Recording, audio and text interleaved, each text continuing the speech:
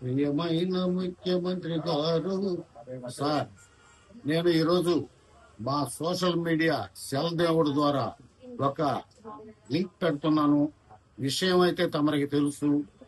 ఈ రాష్ట్రంలో సుప్రీంకోర్టు అత్యున్నత న్యాయస్థానం 9 మంది జడ్జెస్ ఇచ్చిన ఒక స్టేట్మెంట్ లింక్ అయితే పెడుతున్నాను. ఈ రాష్ట్రంలో సంపద ద్వారా మనకి సంవత్సరానికి తటేటుగా 25,000 కోట్లు వస్తుంది. తమరైతే దీని మీద కన్నేస్తే ఖచ్చితంగా ఈ సంపద ప్రజలకు అందిస్తారు. ఇది ఎందుకు చెప్తున్నానంటే తమరికి తెలుసు, అయినా గాని ఏదో ఇవి కొద్దిగా పెద్ద వ్యక్తుల చేతుల్లో, అంటే చెప్పాలంటే అదాని అంబానీ లాంటి వ్యక్తుల చేతుల్లో ఉండే సంపద కాబట్టి ఇదే ప్రజల హక్కు.